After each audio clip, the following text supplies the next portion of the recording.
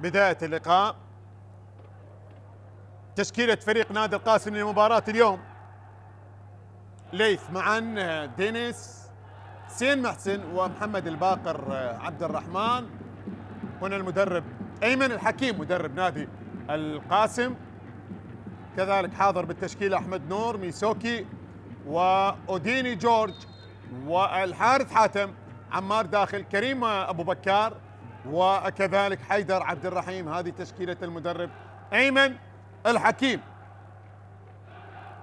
بالمقابل لدينا لمباراة اليوم فريق ديالى، الفريق المستضيف لهذه المباراة، بتشكيلة حاضرة يلعب بحسن عباس وعلي خالد، أحمد خالد، وبكار نداي، سين منذور، صديق جمال، ونانجولو ناثانيل، وكذلك علي كريم، وإدواردو ماثيوس، ومولوكو، وبنيامين أكور. هذه تشكيلة المدرب صادق حنون مدرب فريق نادي ديالى لمباراة اليوم. ذكر طاقم تحكيم اللقاء بقيادة محمد صادق، صفين قادر، سوران كاوة، وأحمد جمعة، وحكام الفار أحمد كاظم وأحمد صباح.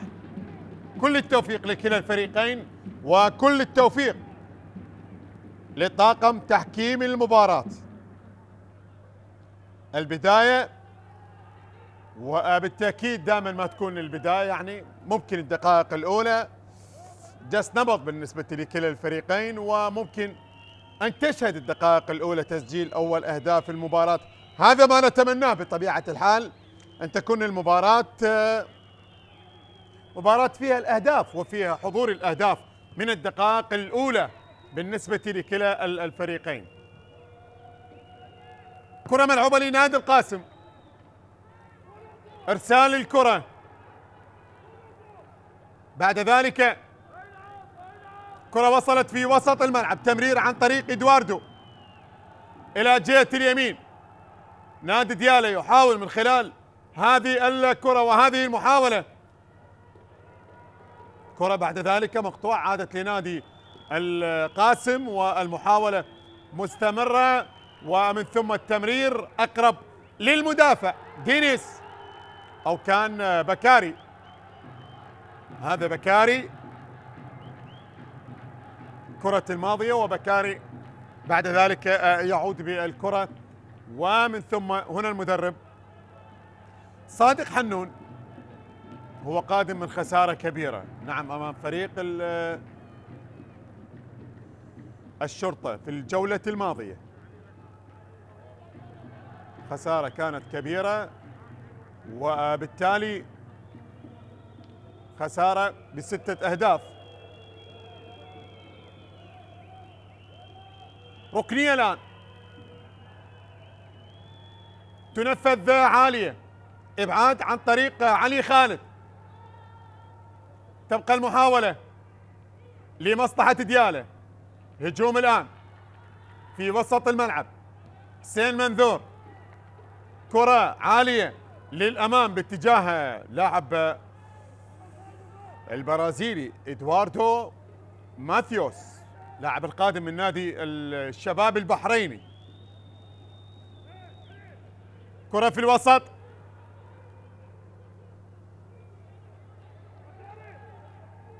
جهة اليمين، وصلت لأحمد نور المدافع القادم من فريق النجف، مع اللاعب محمد الباقر عبد الرحمن، كلاهما من فريق النجف.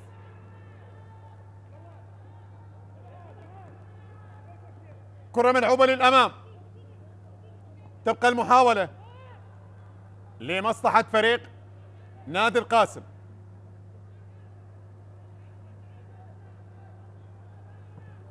عالية من حسين محسن، جهة اليمين، يعود بالكرة مرة أخرى، تبقى المحاولة، تمرير عمار داخل، لاعب القادم من فريق النفط. كرة للأمام، فيها عودة للخلف. مباراة تبدأ هناك حذر تشاهده بالنسبة لفريق نادي القاسم وكذلك فريق نادي ديالى. اللعب في وسط الملعب بعد مرور ووصولا للدقيقة السابعة. هنا الكرة خاطئة إلى خارج أرضية الملعب إلى ركلة مرمى. كرة إلى خارج أرضية الملعب إلى ركلة مرمى. هذا علي كريم، بينما هنا حارس المرمى حسن عباس.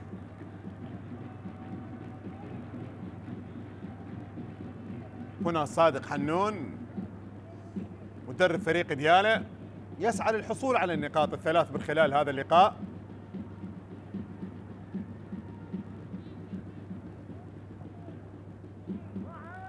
كرة ملعوبة عالية،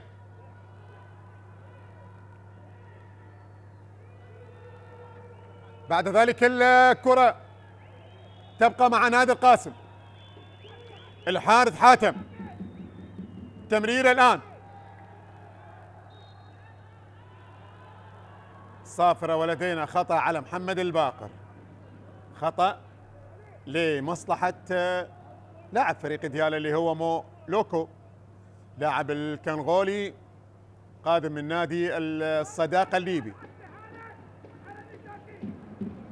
مولوكو الحصول على خطأ وركلة حرة مباشرة من خلال الكرة الماضية. شوف هذا محمد الباقر عبد الرحمن من خلال الكرة الماضية، وبالتالي الخطأ وبقرار من حكم المباراة محمد صادق اللي يقود هذه المباراة. كرة تبقى المحاولة فيها عودة إلى الخلف. نادي القاسم أكثر استحواذ على الكرة في وسط الملعب، ولكن لغاية الآن بدون خطورة على فريق ديالى. هنا حكم المباراة يعود ويحتسب الخطأ. خطأ الآن لعلي كريم وضربة حرة مباشرة. هنا بنيامين أكور صاحب أول هدف من خلال هذا الموسم في دورينا، سجل في مرمى ديالى. المباراة اللي خسرها يعني مع ديالى عفوا، في المباراة التي خسرها أمام نادي أربيل، هو أول هدف سجله في الدوري لهذا الموسم. بنيامين أكور اللاعب النيجيري القادم من نفط ميسان يسجل باسمه الهدف، وبالتالي هو أول لاعب سجل، ولكن بعد ذلك خسر المباراة، ومن ثم المباراة الثانية كذلك خسرها فريق ديالى. هنا ميسوكي لاعب الممتاز الكاميروني لاعب نادي القاسم.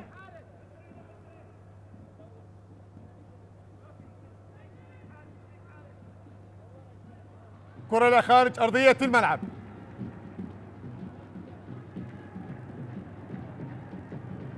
هنا المدرب أيمن الحكيم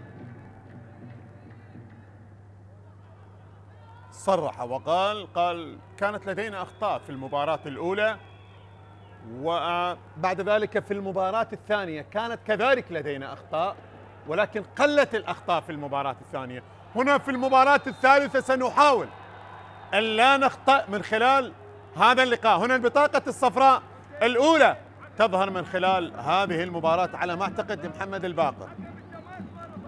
محمد الباقر، وبالتالي خطأ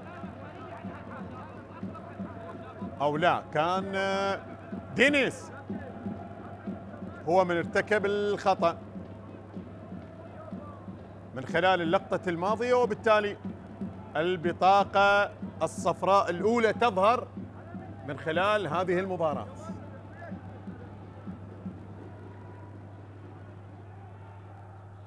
ركلة حرة مباشرة.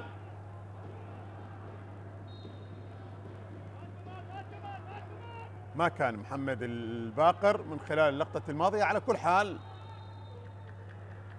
مخرج المباراة، وبالتالي اللقطة كانت توضح لنا بأنه من تداخل لاعب دينيس بالرقم 5، ما كان 66 اللي هو محمد الباقر. ليث معا حارس المرمى القادم من نادي أربيل، وأربيل قبل هذا اللقاء تعادل أمام فريق الزوراء في مباراة كبيرة قدمها كلا الفريقين.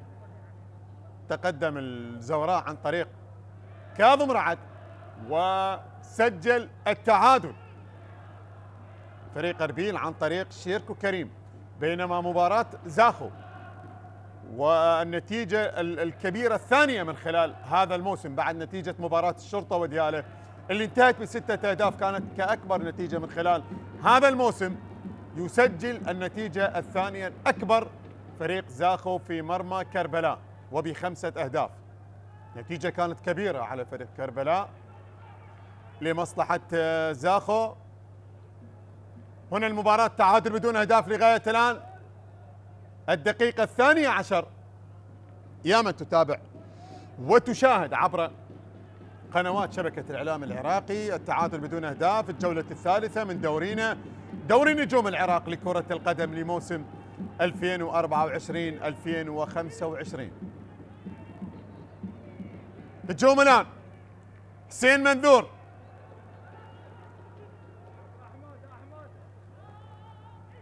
صديق جمال، علي كريم، كرة مقطوعة مرتدة الآن لنادي القاسم ولكن عمار داخل، والحصول على خطأ وركلة حرة مباشرة. خطأ على مدافع فريق ديالة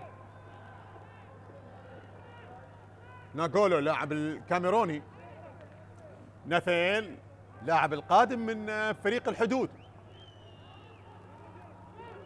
كرة في الوسط ميسوكي حاول التقدم والمرور، بعد ذلك التمرير، كرة إلى جهة اليمين سين محسن، سين يحاول والكرة إلى خارج أرضية الملعب إلى تماس.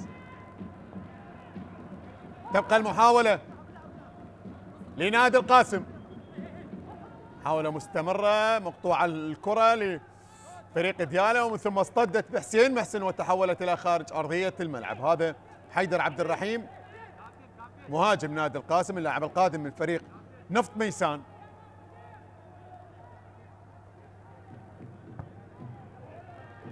كرة للأمام، محاولة مستمرة بنيامين، عودة لبكاري، تمرير إلى جهة اليمين،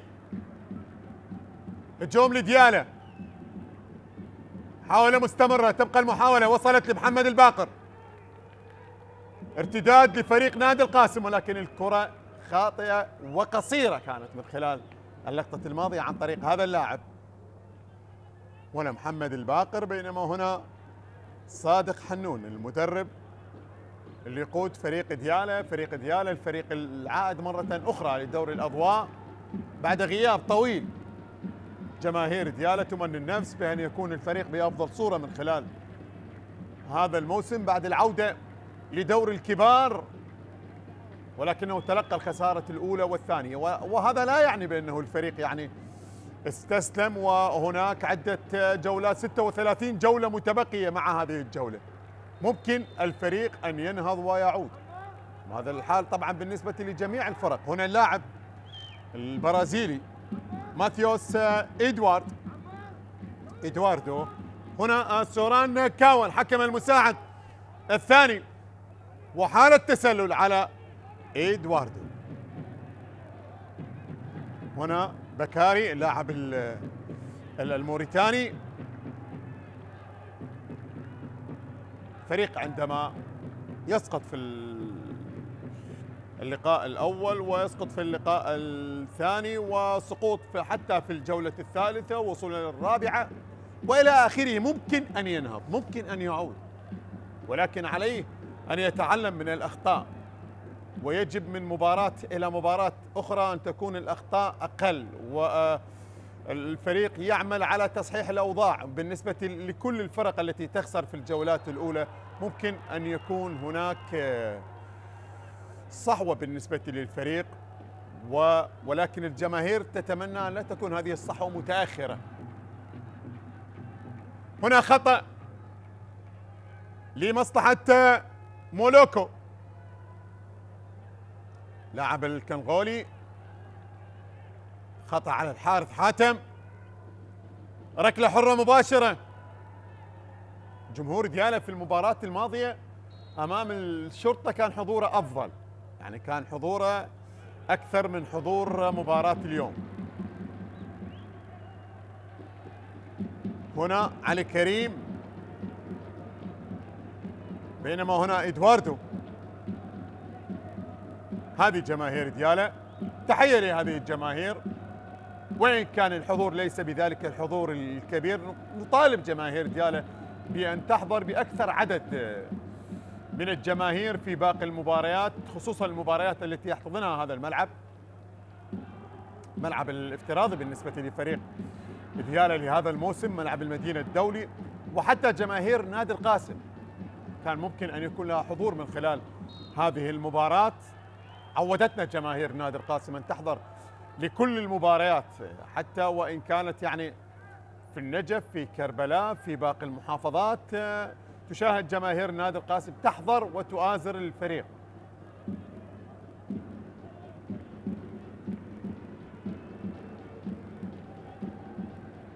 خطأ، تنفذ الكرة عالية. إدواردو، لغاية الآن لا وجود لأي كرة خطيرة على المرميين، لغاية الآن لم تسجل كرة خطيرة بالنسبة لكلا الفريقين على المرميين، على مرمى حسن عباس وعلى مرمى ليث معا.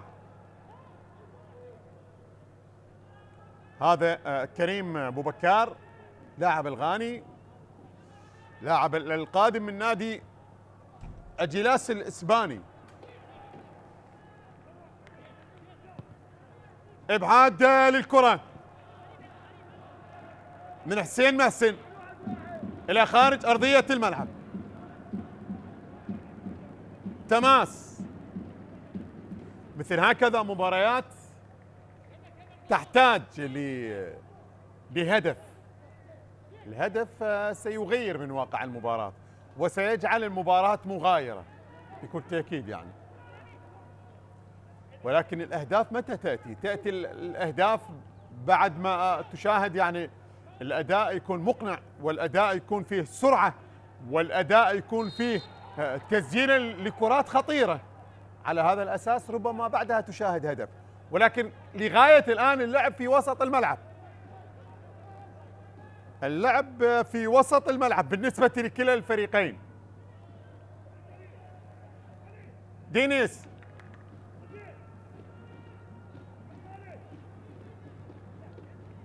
كرة ملعوبة الآن. ميسوكي، صافرة وخطأ، ركلة حرة مباشرة. هذا صديق، بينما هنا حكم المباراة محمد صادق اللي يعلن عن وجود خطأ بالنسبة للاعب ميسوكي، لاعب الكاميروني. حديث أحمد جمعة الحكم الرابع مع صادق حنون مدرب فريق دياله. كرة للأمام قصيرة، كانت مرتدة الآن لمصلحة دياله، مرور ممتاز من الأول، بعد ذلك التمرير. هنا الصافرة والخطأ، وبطاقة صفراء ثانية تظهر من خلال هذه المباراة. هذه المرة على من؟ البطاقة الصفراء. نشاهد ونتابع، ولدينا لاعب ملقى على أرضية الملعب بالسلامة لعلي كريم على ما أعتقد. أي نعم، علي كريم بانطلاقة كانت سريعة بالنسبة لهذا اللاعب، والتدخل من قبل أحمد نور على ما أعتقد.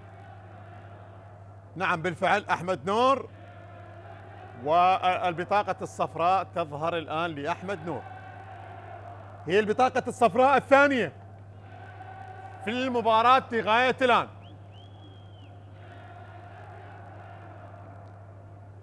عشرين دقيقة مرت، تعادل بدون أهداف.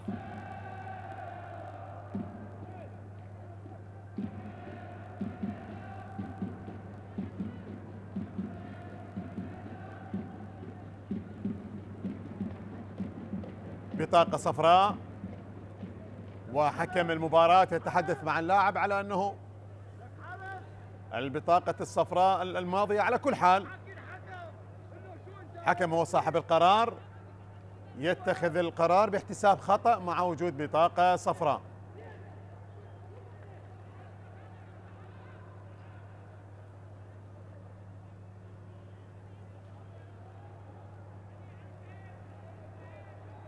ركلة حرة مباشرة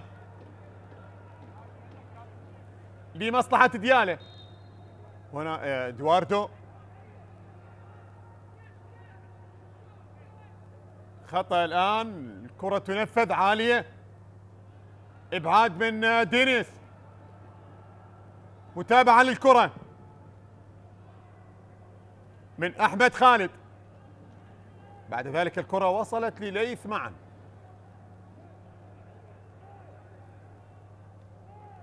هنا أحمد نور، بينما هنا دينيس، إرسال الكرة للحارث حاتم،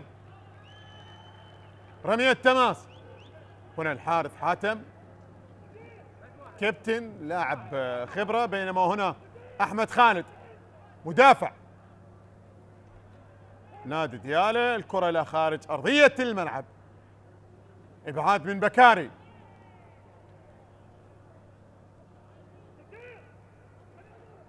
حسن عباس حارس المرمى.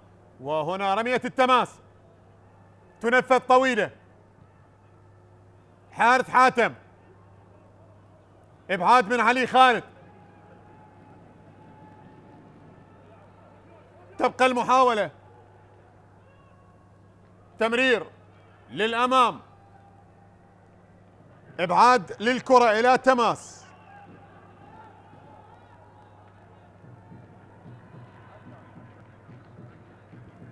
كرة تبقى لمصلحة نادي القاسم. هجوم الآن،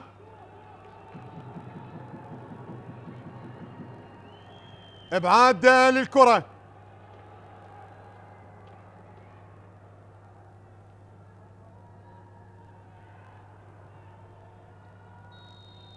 صافرة وخطأ.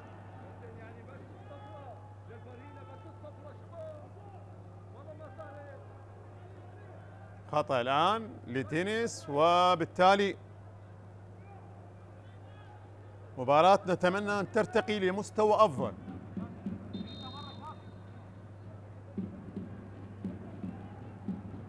هنا أيمن،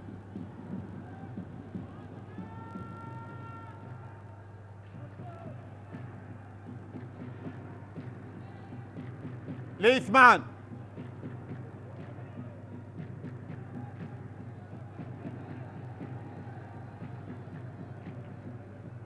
كرة ملعوبة الآن للأمام، هجوم لديالة،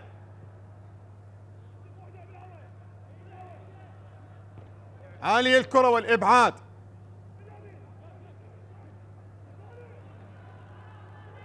كرة في الوسط، تمرير بعد ذلك، تبقى المحاولة جهة اليسار، محمد الباقر مرور ممتاز، وبعد ذلك الكرة مقطوعة على خارج أرضية الملعب إلى ركلة ركنية. محمد الباقر عبد الرحمن، والكرة إلى خارج أرضية الملعب.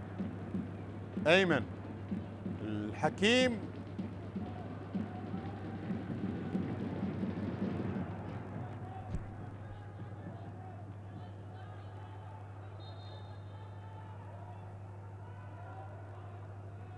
ركلة ركنية،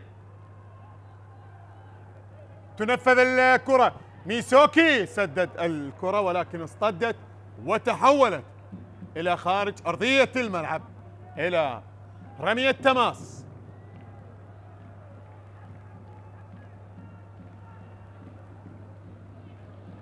والله هي المباراة تحتاج إلى هدف في مثل هكذا ظروف وهكذا أداء. مباراة تحتاج لهدف، لأنه على اعتبار الفريق اللي يتقدم ويسجل بكل تأكيد يعني ستشاهد بعد ذلك ربما ردة فعل للفريق الآخر من أجل التعديل، وسيحاول أن يتعادل. بينما الفريق اللي راح يسجل، ممكن يكون هناك اندفاع لتسجيل هدف ثاني أو سيحافظ على النتيجة. على هذا الأساس ممكن يكون الأداء مغاير ما بعد الهدف. نتمنى أن نشاهد هدف.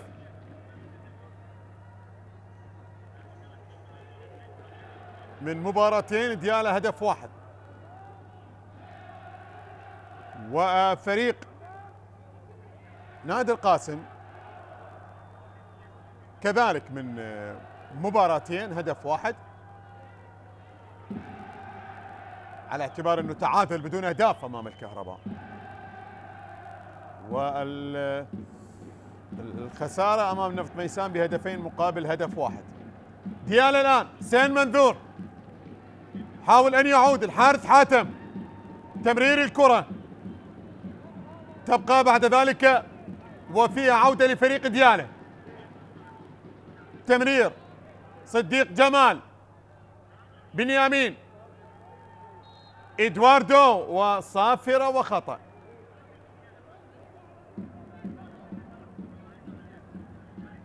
لاعب ماثيوس، إدواردو، وبالتالي الخطأ لماثيوس برازيلي، وبالتالي الخطأ على أحمد نور، خطأ في مكان جيد، وركلة حرة مباشرة لمصلحة فريق ديالا. هذا جمهور ديالا الوفي، هذا جمهور ديالا الجميل، حاضر على المدرجات يؤازر ويشجع، وبالتالي يمن النفس بأن تكون هنالك كلمة بالنسبة لهذا الفريق من خلال مباراة اليوم، وبالمقابل نفس الأمنيات بالنسبة لفريق نادي القاسم وجماهير نادي القاسم.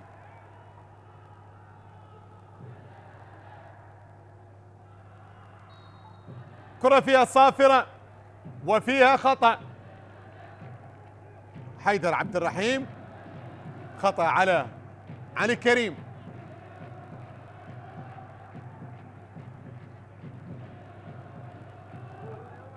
ركلة حرة مباشرة. حكم المباراة محمد صادق لغاية الآن يدير المباراة بشكل ممتاز.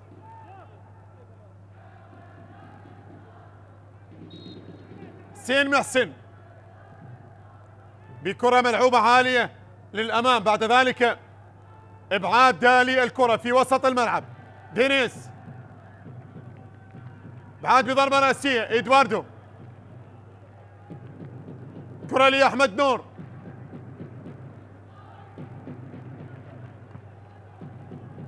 كرة خاطئة إلى خارج أرضية الملعب إلى تماس. هذا أحمد نور مدافع ممتاز، يمتاز بطول قامة. وأحمد نور حتى عندما كان مع فريق النجم يدافع، تشاهد دائما باستبسال، ويمتاز بقوة جسمانية، وكذلك تمركزه دائما ما يكون ممتاز جدا، والتغطية تكون حاضرة في كل الكرات. بينما هنا التسديدة ممتازة والكرة إلى خارج أرضية الملعب. تسديدة ممتازة من مسافة بعيدة من حسين منذور على ما أعتقد، والكرة بعد ذلك الإبعاد من قبل ليث معا. شوف التسديدة الماضية كانت قوية وزاحفة، وبعد ذلك الكرة فيها إبعاد من قبل حارس المرمى ليث معا إلى خارج أرضية الملعب إلى ركلة ركنية. تصور عزيزي المشاهد، وصولا للدقيقة 30 وصلنا للكرة الخطيرة الحقيقية اللي كانت على المرمى.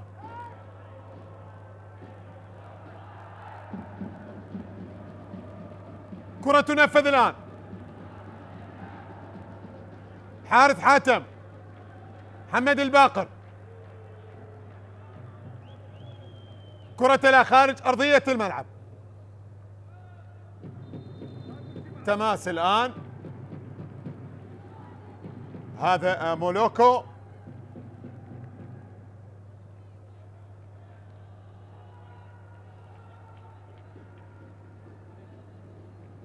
بكاري، كرة داخل منطقة الجزاء، اصطدت وتحولت إلى خارج أرضية الملعب من أمام بنيامين أكون لاعب النيجيري. أيمن يفكر، الحكيم يفكر. ركنيات 4 تقاسمها الفريقان. هنا الضربة الرأسية، محمد الباقر يتابع الكرة، بعد ذلك الإبعاد، متابعة للكرة، يحاول دينيس،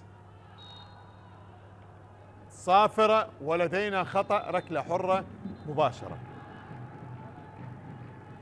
هنا اللاعب ناثانيل نانغولو الكاميروني. صادق حنون، بكل تأكيد يعني التوجيهات مستمرة من قبل كلا المدربين. 13 خطأ في المباراة، 7 ديالة، 6 نادي القاسم.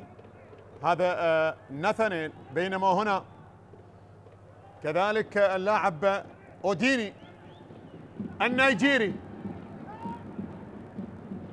لم يظهر لنا لا لاعب محلي ولا لاعب محترف من خلال هذا اللقاء على مستوى التسجيل، ولكن الفرص والكرات الخطيرة كانت واحدة، اللي هي عن طريق اللاعب حسين منذور، تسديدة الماضية وإبعاد كان من قبل حارس المرمى ليث معا. كرة للأمام،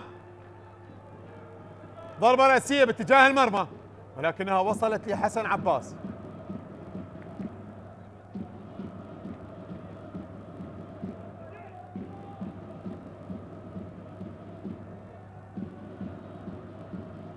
حارس المرمى بكرة عالية، كرة وصلت لبنيامين، علي كريم، ماتيوس، تمرير الكرة، حسين منذور مرر، ممكن من خلال هذه الكرة والتسديدة، ولكنها وصلت لحارس المرمى. كرة وصلت لحارس المرمى ليث معا. حارث حاتم، مرور ممتاز، صافرة وخطأ، ركلة حرة مباشرة على ناثانيل.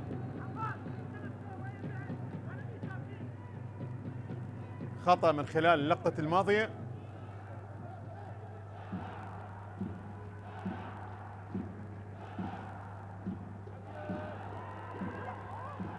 كرة ملعوبة الآن باتجاه المرمى وحارس المرمى بخروج، وبعد ذلك الكرة إلى ركلة مرمى.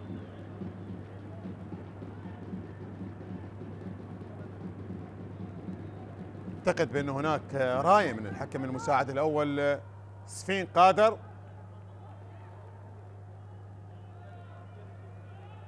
هنا الخروج من حارس المرمى، بعد ذلك الكرة اصطدت بكريم أبو بكار،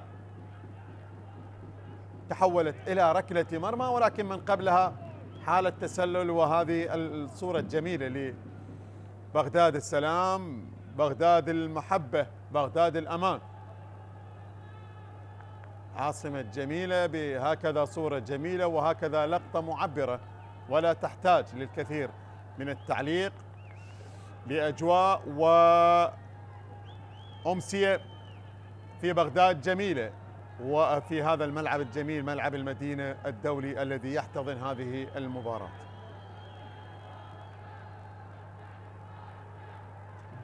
محمد صادق حكم المباراة. ماذا لدينا من قرار؟ 10 دقائق الوقت المتبقي.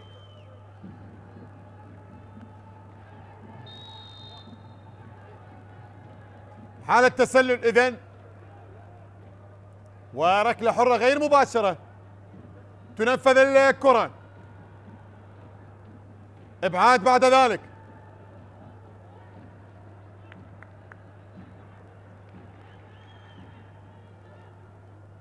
هذا بكاري،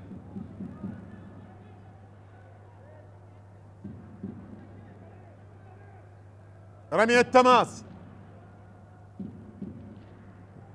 محمد الباقر بكرة عرضية ولكنها عالية وبعيدة إلى خارج أرضية الملعب.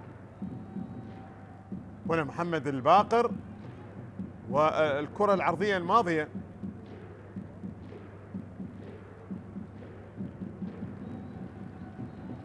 هذه جماهير فريق دياله.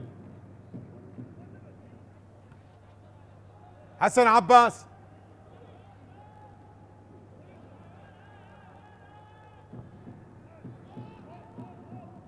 كرة أمامية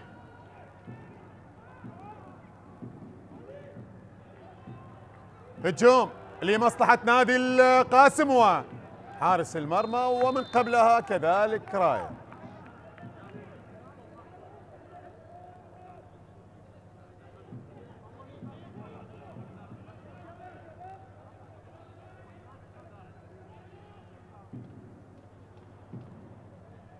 هنا حسن عباس حارس المرمى لم يختبر من خلال هذا اللقاء الا بكرة واحدة وكانت كذلك فيها راية،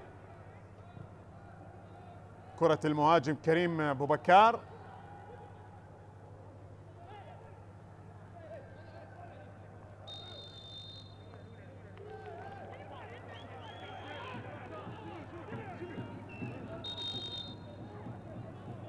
محمد صادق حكم المباراة.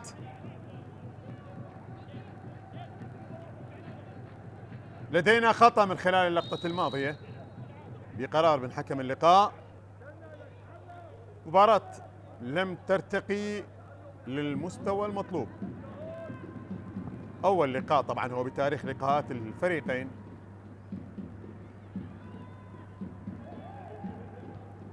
كرة ملعوبة الآن في وسط الملعب، خطأ لفريق دياله. في وسط الملعب الخطأ الآن.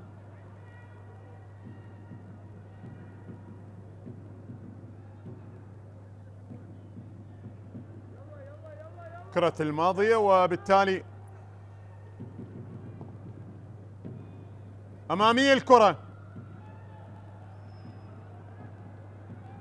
رمية تماس صافرة وخطأ. كثيرة الأخطاء والصافرة حضرت كثيرا وبالتالي مباراة على ما أعتقد يعني حتى جماهير دياله وجماهير نادي القاسم كانت تمني النفس وتتوقع أن يكون الأداء أفضل من الأداء اللي شاهدناه من خلال هذا اللقاء لغاية الآن وصولا للدقيقة 40. عاد ممكن يعني في الوقت المتبقي من زمن الشوط الأول ممكن من خلال الشوط الثاني أن تكون الأمور أفضل على مستوى الأداء وعلى مستوى حضور الفرص وحضور الأهداف.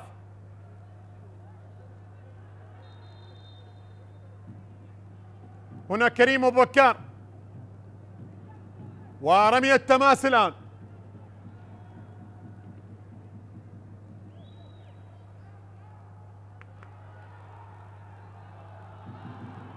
كرة مقطوعة عن طريق بكاري. إخراج الكرة من اللاعب الموريتاني. بالسلامة لي حيدر عبد الرحيم. مباراة ما شاهدنا فيها أهداف، عاد ما نتمنى نشاهد فيها إصابات.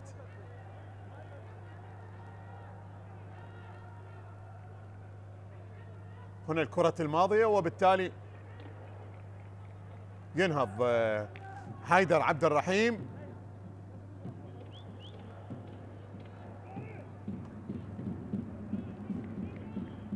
حسن عباس حارس المرمى. من نتائج مباريات هذه الجولة فوز القرمة على الحدود ب3 أهداف مقابل هدف واحد، خسارة الميناء أمام الكرخ بهدفين مقابل هدف واحد، تعادل أربيل والزوراء بهدف مقابل هدف، زاخو يفوز على كربلاء ب5 أهداف مقابل لا شيء. لدينا مباراة الشرطة والطلبة، المباراة التي تقام بنفس التوقيت على ملعب الشعب الدولي، ديربي من ديربيات بغداد. كهرباء يستضيف فريق نوروز من خلال هذه الجولة نفط مهسان أمام فريق النفط، نفط البصرة أمام فريق القوة الجوية، والنجف أمام فريق دهوك. هذه مباريات هذه الجولة، مباريات التي أقيمت والمباريات المتبقية. اليوم هو اليوم الثاني لمباريات الجولة الثالثة.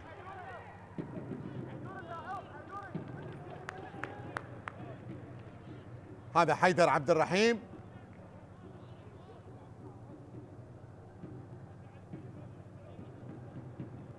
بينما هنا صديق جمال، دينيس،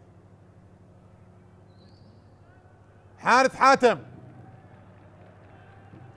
كرة إلى خارج أرضية الملعب، عاد من ناثانيل نانجولو،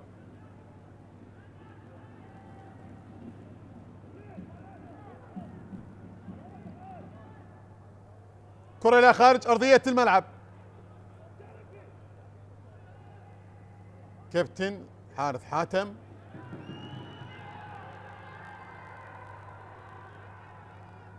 كرة مقطوعة عن طريق دينيس، ابعاد من اوديني، هذا اوديني، ايغور جورج، كرة عالية داخل منطقة الجزاء، خروج لحارس المرمى ميسوكي، كرة باتجاه المرمى ولكنها مرت الى خارج ارضية الملعب. فرصة خطيرة كانت لنادي القاسم، فرصة خطيرة كانت لنادي القاسم في الدقائق الأخيرة من زمن الشوط الأول، ولكن الكرة مرت إلى خارج أرضية الملعب إلى ركلة مرمى. كانت خطيرة، ميسوكي خروج لم يكن موفق من خلاله الحارس حسن عباس. شوف ميسوكي بعد ذلك المتابعة للكرة من حيدر عبد الرحيم ولكنها مرت إلى خارج أرضية الملعب ليبقى الحال على ما هو عليه، التعادل بدون أهداف والكرة إلى ركلة مرمى. شوف اللقطة الماضية كان ممكن عاد فيها أن يتقدم فريق نادي القاسم، هذه من أخطر الفرص لنادي القاسم من خلال هذا اللقاء لغاية الآن. علي كريم، كرة مقطوعة على خارج أرضية الملعب،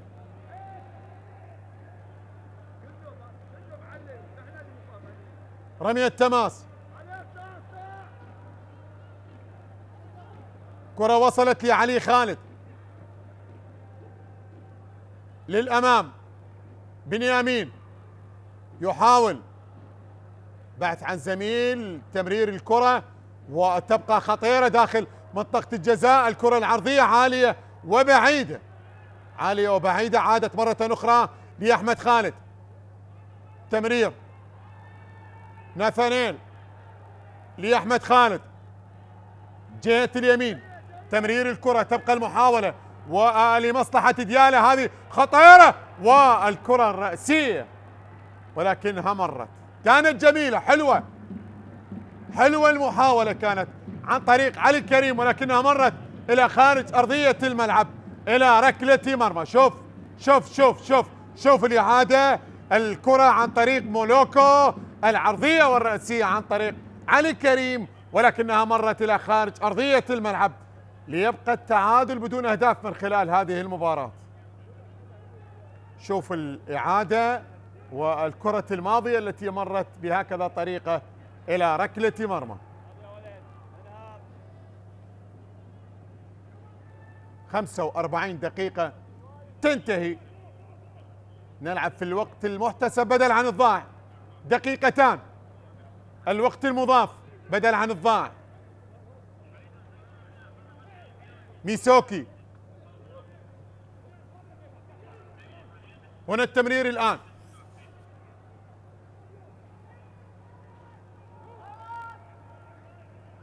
كرة إلى تماس، هذا أحمد نور حكم المباراة محمد صادق، ورمية تماس لمصلحة فريق ديالة. صديق جمال، تبقى المحاولة جهة اليسار، مولوكو التمرير، حسين منذور سدد الكرة باتجاه المرمى ولكنها مرت إلى الخارج إلى ركلة مرمى. هذا حسين منذور،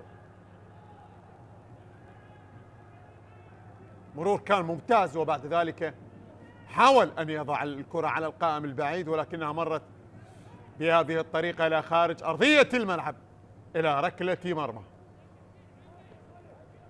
ننتظر شوط أفضل أداء وحضورا للفرص والأهداف ما بين الفريقين، إن كان فريق ديالى أو فريق نادي القاسم.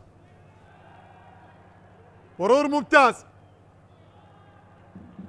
بعد ذلك مقطوعة من محمد الباقر من أمام بنيامين إلى رمي التماس. إذن هنا الصافرة. أعزائي مشاهدي قنوات شبكة الإعلام العراقي الكرام، أينما كنتم تأتي صافرة حكم المباراة محمد صادق لتعلن عن نهاية الشوط الأول بالتعادل بدون أهداف ما بين فريقي ديالى ونادي القاسم. استراحة قصيرة على أمل العودة إن شاء الله مع بداية الشوط الثاني. إلى ذلك الحين إلى اللقاء.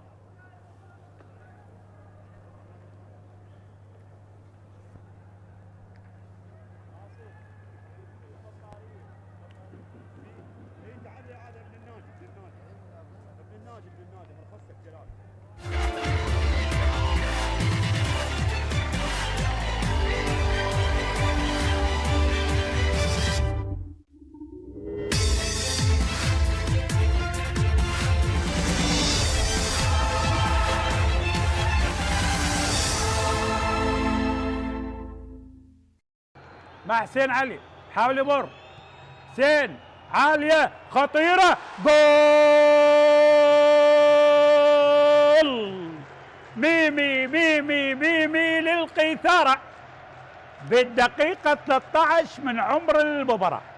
الله! الشرطة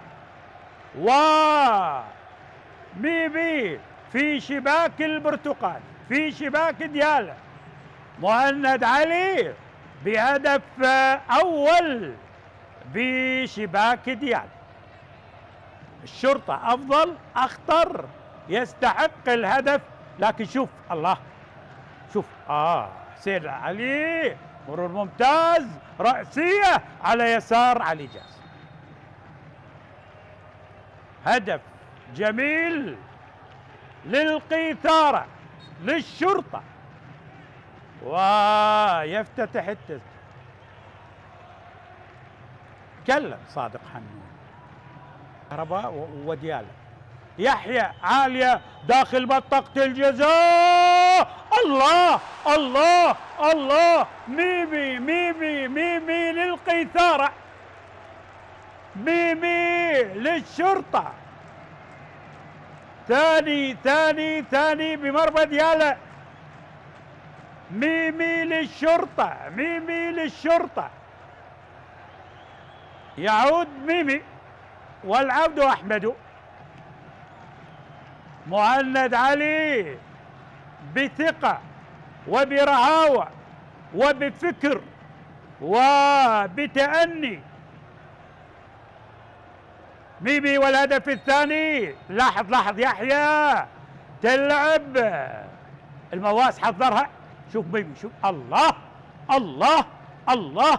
ثاني للشرطة، ثاني للقيثارة عن طريق مهند علي. مهند علي بهدف ثاني.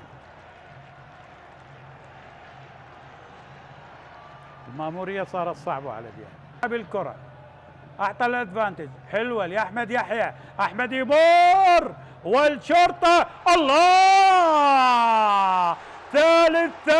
ثالث لميمي، ثالث للقيثارة، هاتريك لميمي. أول لاعب في دورينا يسجل هاتريك. اي نعم، ثلاثة هاتريك لمهند علي. ميمي، لكن شوف العمل الجميل من أحمد يحيى. ميمي 10/10 في الشوط الأول، هاتريك لميمي، هاتريك لميمي. صادق حنون صعب هنا قال نحن نقابل منتخب وطن، لكن شوف يحيى الله الله الله الله على الجملة التكتيكية الجميلة والرئيسية. صعبة على علي جاسم، اي والله صعبة على علي جاسم. 3 للقيثارة، لا شيء ديالة، رأسية جميلة مع حسين علي. شرطة قيثارة، رابع رابع رابع رابع للعقيد. العقيد بهدف جديد للقيثارة للشرطة محمود البواس.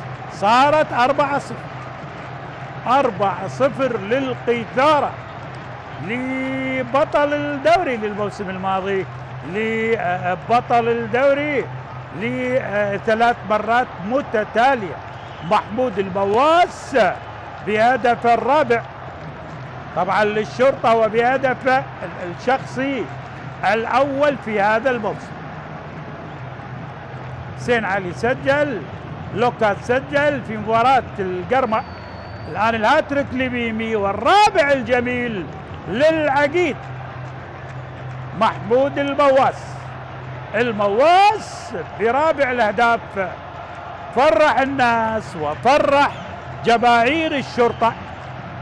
العقيد محمود المواس، موسم رابع للمواس. وكرة لأحمد لوكاس قريب، غير راية داود بواس. 5 يضرب بال5 البواس. العقيد السوري للقيثارة بال5. اي نعم بال5 للشرطة على حساب ديال. لكن اكبر فوز للشرطة كان بال6، لكن 6-2 5-0 يعني في الحسابات كبيرة. لكن شوف عودة موفقة لفرحان بالمرة الأولى والمتابعة والتمريرة السحرية. هاك روح دولة حضر بالصدر. العقيد بهدف جديد للقيثارة. 5-0 كبيرة وصعبة على ديال. القيثارة بال5 وبالصدارة مؤقتا. لحظة واحد من الأهداف قالت المرور بكرة صعبة. مر مر مر مر مر يحيى وداود، محمد داود بالستة 6-6 نظر محمد داود. 6-0 لغاية الآن بأكبر نتيجة بلقاءات الفريقين على ديال. القيثارة البطل بسداسية. داود بالهدف السادس لمحمد داود، الهدف الأول في هذا الموسم. بداية قوية ب6-0. توفيق طبعا للشرطة مع الهلال، حط بقوة باليسار وفي مرمى دياله قاسية جدا. 6-0 طبعا في موسم ملغى 2002 اعتقد 7-1 كان، لكن الموسم بالنسبة لنادي القرمة 1-2 جميلة هناك من جهة اليسار، وتمرير الستار ياسين داخل منطقة، والكرة العرضية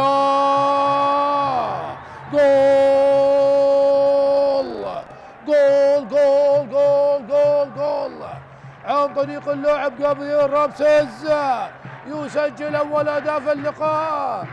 لا يا سيد المخرج، أعد لنا الهجمة منذ البداية. شاهد التمريرة تقريبا على خط واحد، لكن أيضا هناك عودة للفار وعرضية ستار ياسين إلى رامسيس الذي يلعب الكرة بالزاوية الصعبة لمحمد حميد ليعلن عن أول أهداف اللقاء لمصلحة نادي النفط، لمصلحة القمصان الخضر. القرمة وجماهيرها لم تتوقع هذا السيناريو. 4-2 لعب الستار ياسين إلى أحمد خالد. أحمد خالد صوب.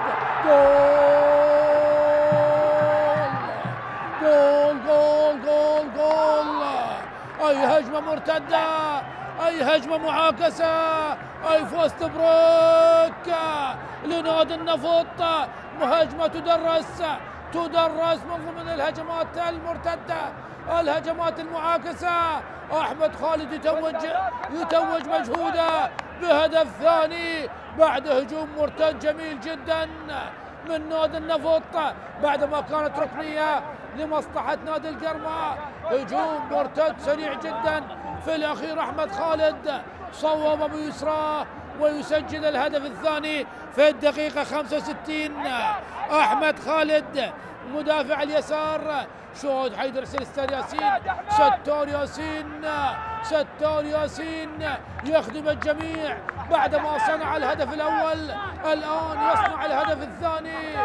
2 أسيست لمصلحة ستار ياسين و2 جولز لمصلحة النفط. النفط الآن يتقدم بثنائية في مرمى القرماء، القرماوي يعاني عيش الصقور بانتظار وصولهم الأسبوع القادم والكرة إلى خارج الملعب، ونشوف قرار الحكم. هل منح ركلة جزاء ثانية؟ قدم إبراهيم، ويسجل الهدف الأول. جول بالدقيقة 13 لمصلحة نادي الزوراء. إبراهيم غازي يسجل أول أهداف في المباراة وأول أهداف هذا الموسم، وهدف التقدم من ركلة جزاء يسجل منها إبراهيم غازي هدف التقدم الأول للزوراء. 1 الزوراء لا شيء الكرخ من ركلة جزاء ثانية منحها الحكم، وأكثر من تقريبا 5 بطاقات صفراء أشهرها الحكم في أقل من دقيقتين نتيجة الاعتراضات المتتالية من لاعبي نادي الكرخ. حكم صاحب قناعة أنه الخطأ وارد. كرة عادت إلى حمزة يلعبها خطرة، جول!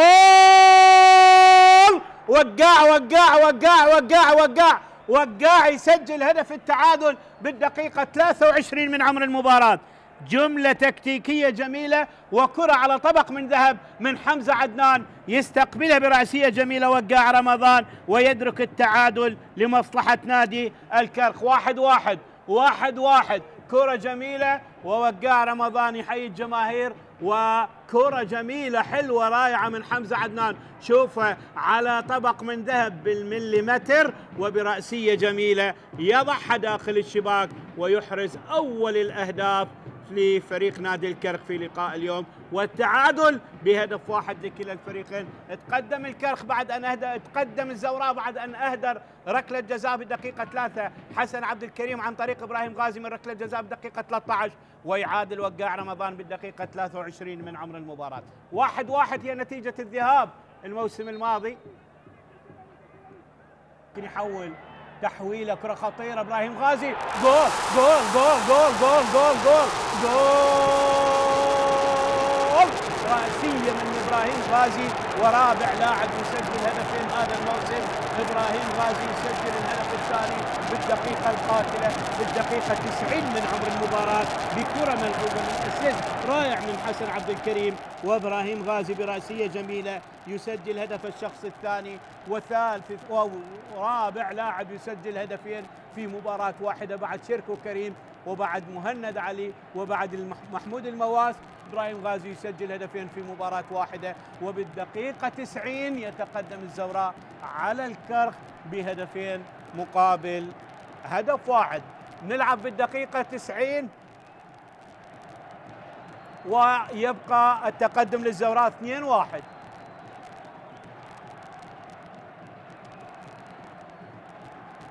كرة رأسية جميلة من بين المدافعين بوقت قاتل، شوفوا الارتقاء وارتطمت بكريس. احنا عندنا هدف واحد بالنيران صديقه. واجه زملائه الموسم الماضي. عملية الهجوم الآن نوروز يحاول على مرمى فريق زاخو في هذه المباراة. أبناء الخابور ونوروز في صراع كبير من أجل 3 نقاط. من سيحقق الانتصار في هذا اللقاء؟ سيفان ممكن الآن، سيفان وهدف أول جول.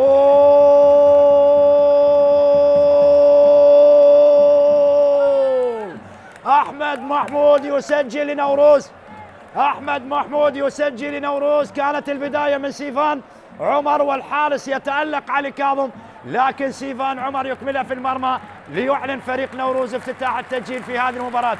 إذا نوروز يفاجئ زاخو بهدف أول، وأحمد محمود يسجل الآن لمصلحة نوروز ويجعل الفرحة في دكة بدلاء نوروز. وللمدرب جورفان فييرا صاحب 71 سنة، المدرب الخبير اللي يحضر من جديد إلى العراق لكن عبر الأندية العراقية وبالتحديد عن طريق فريق نادي نوروز من خلال هذا الموسم. لذلك فريق نوروز في أول محاولة على مرمى زاخو يسجل أول أهداف المباراة. لاحظ سيفان عمر الحارس يتألق في مرة أولى، لكن الثانية من أحمد محمود يسكنها في الشباك ليعلن فريق نادي نوروز أول أهداف المباراة في هذا اللقاء في هذا الديربي.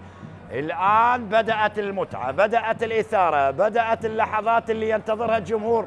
تردد في الخروج وكاد أن يتسبب بهدف، وهذه المرة أيضا يتردد في الخروج ويرتكب خطأ أمام المدافع المتقدم للأمام باتريك مارسيلينو اللي حاول أن يضعها في المرمى من فوق الحارس عماد عيسى، والخطأ على حارس المرمى عماد عيسى. هنا أمجد عطوان يتقدم للتسجيل،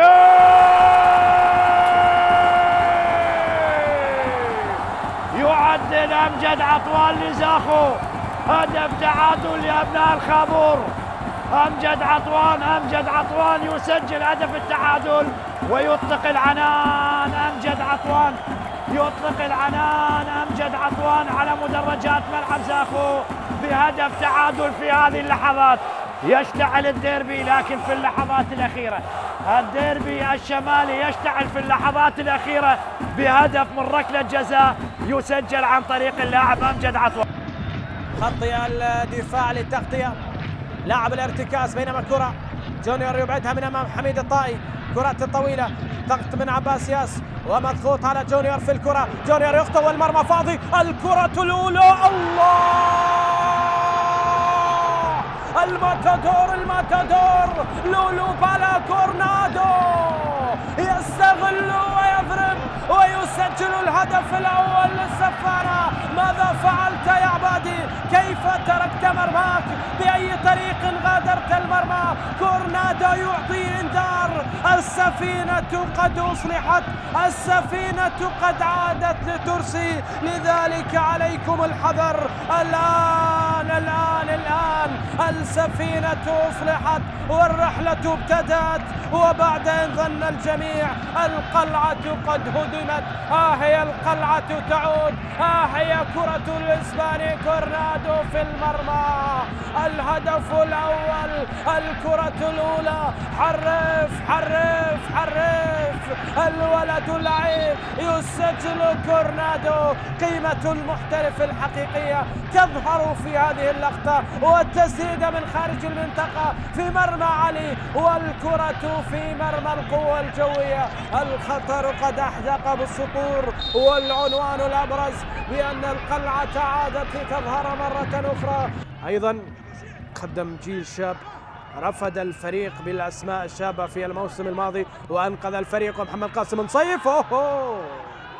سعد يطلب من حكم المباراة أن يعود إلى غرفة الفيديو، والآن اعتراض ويبدو أن هنالك عودة، وربما الحكم سيعود إلى الفار أو ربما يعطي استمرارية اللعب، والفار يستدعي حكم المباراة زيد ثامر يذهب إلى شاشة الفيديو. بدأت الحالة من الركنية، لعبت إلى محمد 2025.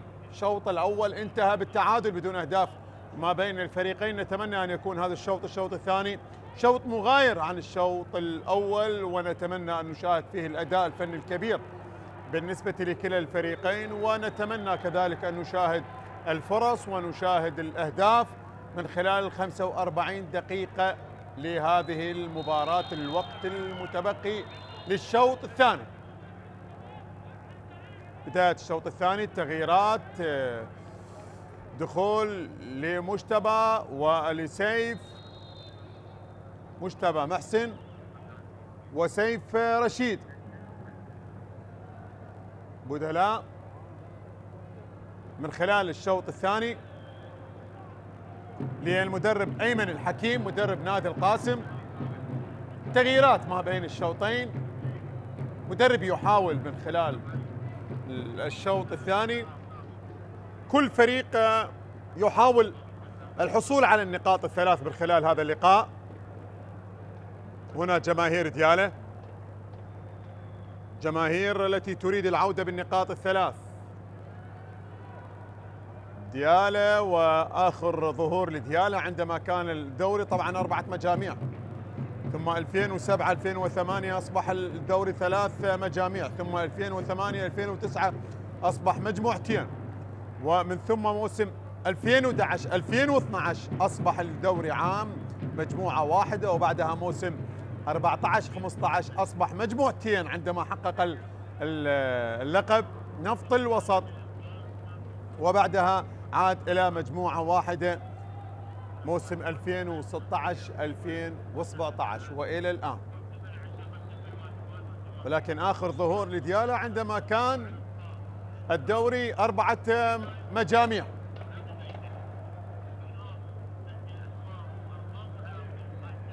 هنا المدرب أيمن الحكيم، بينما هنا الكابتن علي خالد. السلامة لعلي خالد، يشكو من إصابة، نتمنى أن يكمل المباراة تحت أنظار هذه الجماهير. وهنا البراءة، وبالتالي صغارا وكبار يحضرون على المدرجات، اللي يؤازر واللي يتابع واللي بشغف كبير بكل تأكيد يعني يتمنى الحضور إلى المباراة والعودة بالنقاط الثلاث، ليس فقط الحضور لمساندة الفريق على المدرجات ولكن بخيبة أمل، لا، يريد أن تكون هناك نقاط 3، وبالمقابل كذلك الفريق المنافس يريد أن تكون النقاط حاضرة. مباراة متكافئة يعني في الشوط الأول ما بين الفريقين، كان فريق ديالى أو نادي القاسم.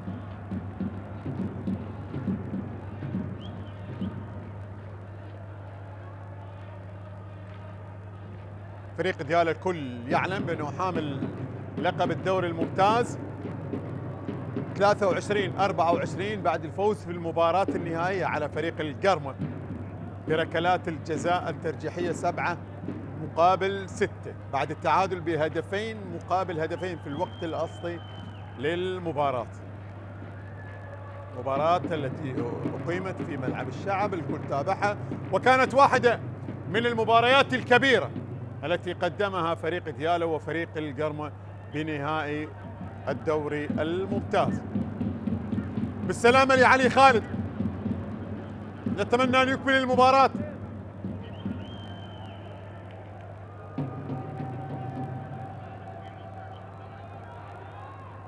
خطأ وركلة حرة مباشرة، تنفذ الكرة عالية داخل منطقة الجزاء، ابعاد للكرة، تبقى المحاولة.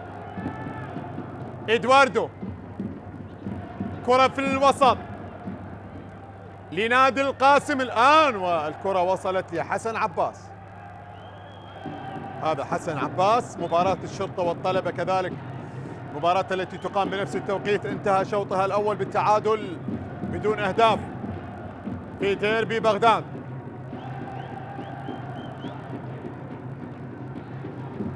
مباريات اليوم الثاني من الجولة الثالثة من دورينا دوري نجوم العراق بالمرحلة الأولى.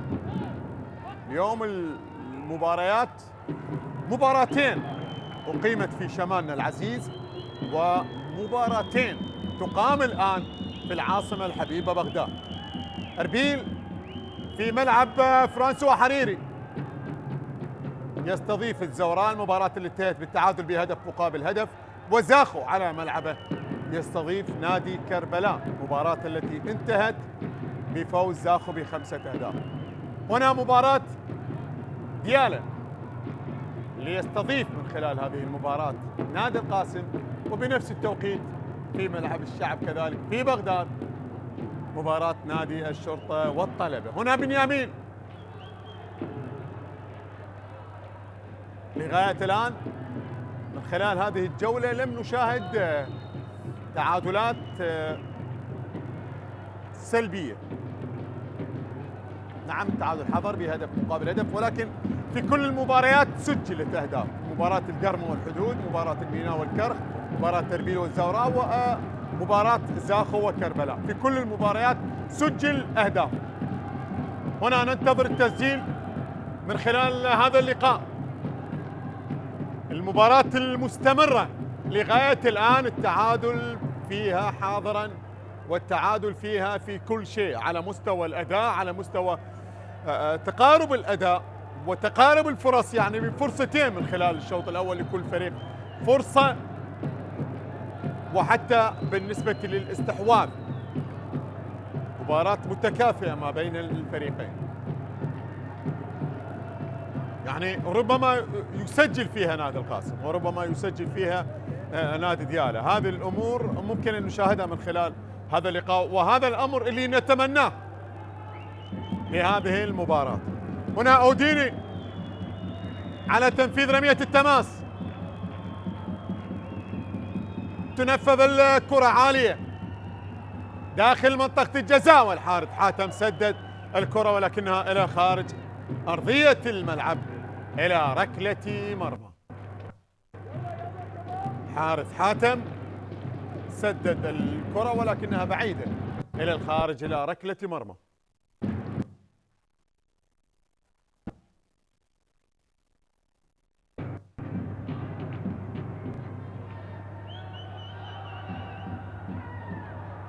كرة فيها إبعاد، مطالبة بخطأ ولدينا صافرة وخطأ الآن. خطأ لعلي كريم، ركلة حرة مباشرة.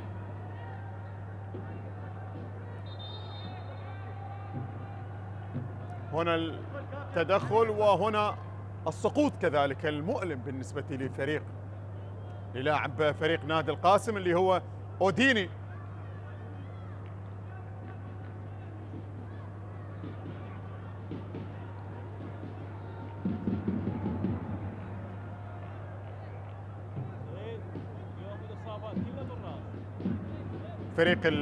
فريق ديالى ممثل محافظة ديالى، وهي من المحافظات التي الكل يعلم بأنه ديالى تشتهر بزراعة الحمضيات وبالأخص البرتقال، لذلك لقب النادي بالبرتقالي نادي ديالى.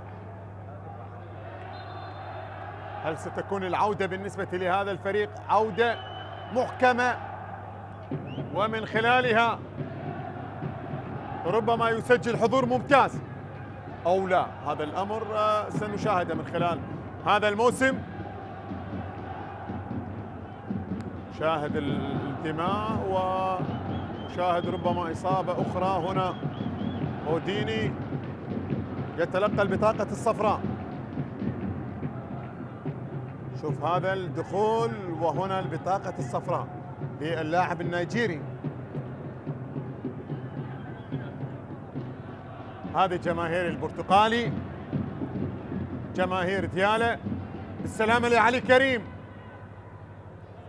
الإصابة الثانية من خلال الشوط الثاني بعد إصابة علي خالد، الآن إصابة علي كريم. أوديني يتلقى البطاقة الصفراء. 10 دقائق من زمن الشوط الثاني، الدقيقة 55 من عمر المباراة، لا أهداف في اللقاء لغاية الآن. كرة تنفذ، ابتداء سريع من قبل مجتبى محسن.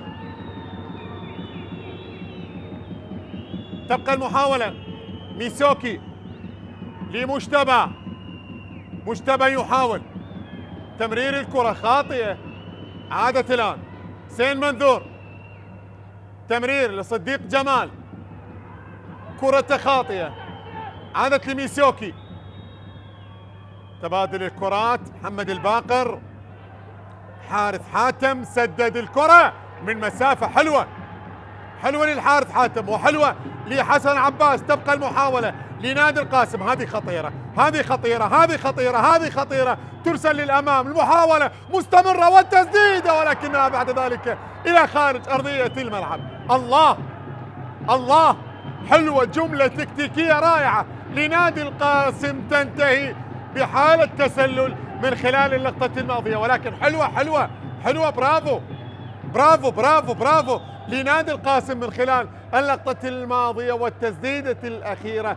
اصطدت بحيدر عبد الرحيم وتحولت إلى حالة تسلل. شوفوا الإعادة والتسديدة، لو لم يكن اللاعب متواجد بهكذا مكان لكانت الكرة اعتقد باتجاه المرمى. هذه الأولى اللي سددها الحارث حاتم، وبعد ذلك الثانية كانت حاضرة كذلك، ولكنها اصطدت بحيدر عبد الرحيم مهاجم نادي القاسم.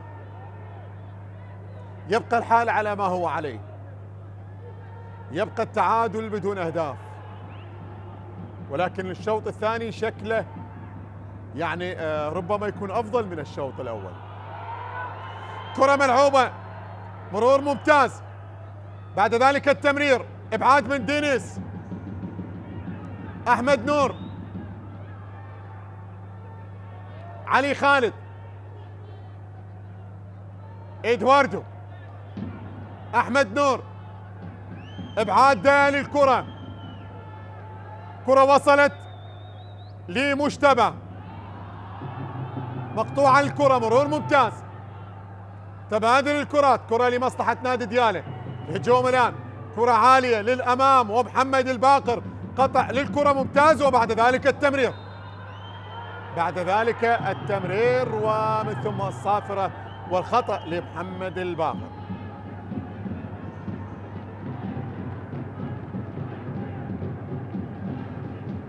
خطأ لمحمد الباقر، تدخل من قبل مهاجم ماثيوس إدواردو، والصافرة بقرار من حكم اللقاء تشير لوجود خطأ. تنفذ الكرة بشكل سريع، تمرير للأمام، محمد الباقر،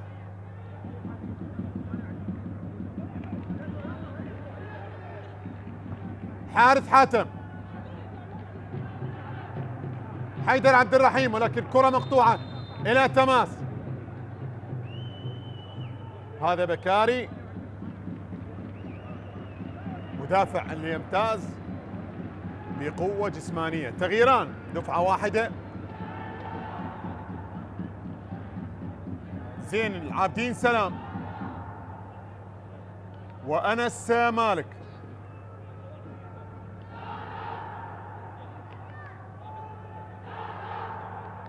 ماثيوس إدواردو يغادر،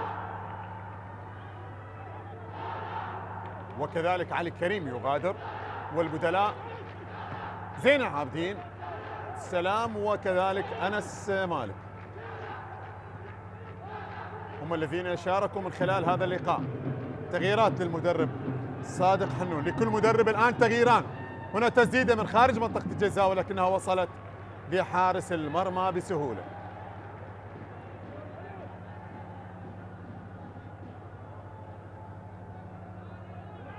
هذا صديق جمال، تسديدة الماضية ولكنها وصلت بسهولة لحارس المرمى. كرة عالية في الوسط،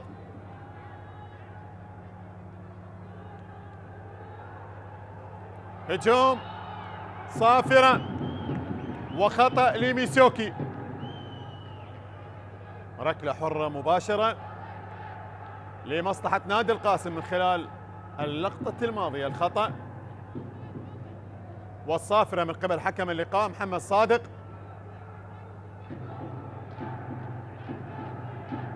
كرات ثابتة ممكن أن تغير من واقع المباراة، ممكن أن تجعل المباراة مغايرة.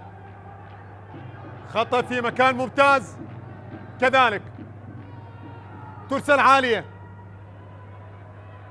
مجتبى يحاول أن يسدد وسدد الكرة ولكنها بأحضان حارس المرمى حسن عباس.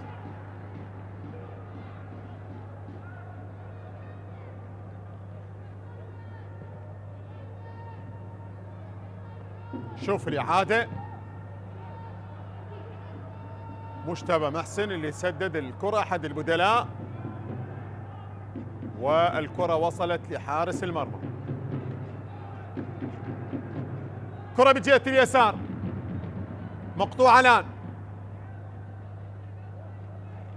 صديق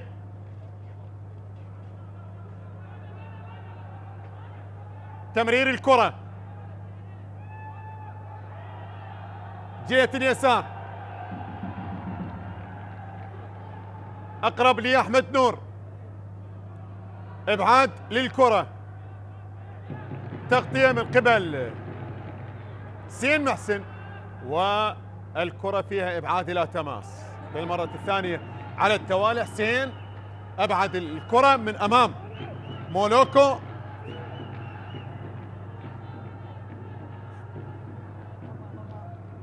شوف هذه كرة أنس اللي مررها لمولوكو، هذا أنس مالك، بينما أيمن الحكيم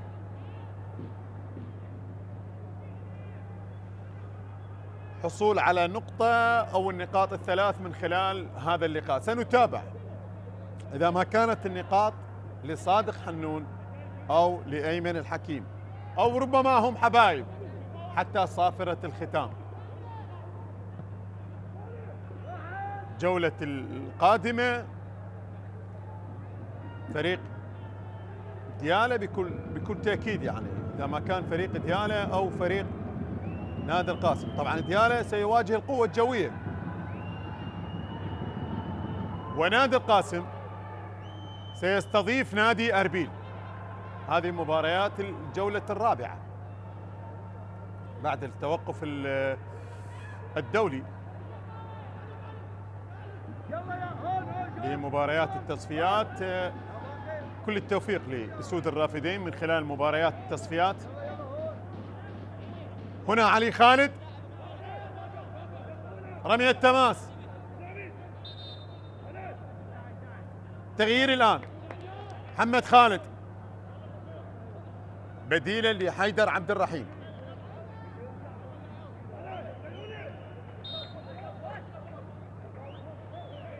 محمد خالد يشارك بديلا لحيدر عبد الرحيم. تغيير ثالث في المدرب أيمن الحكيم. رمي التماس، ولكن هكذا مباريات يعني ممكن يتشاهد فيها هدف واحد، ممكن يعني فيها في بعض المباريات تكون مباراة الهدف الواحد لا تتحمل أكثر من هدف. هذا الأداء ومعطيات المباراة يعني ربما فيها هدف ولا تتحمل أكثر من ذلك. سنشاهد ونتابع إذا ما كانت المباراة فيها هدف أو سيبقى الحال على ما هو عليه، التعادل بدون أهداف حتى صافرة الختام، مع أنه الحديث مبكر على أنه المباراة تنتهي بالتعادل بدون أهداف. 65 دقيقة لعب ولدينا 25 دقيقة الوقت المتبقي، عدا الوقت المحتسب بدل عن الضائع، وهذا وقت كبير بكرة القدم.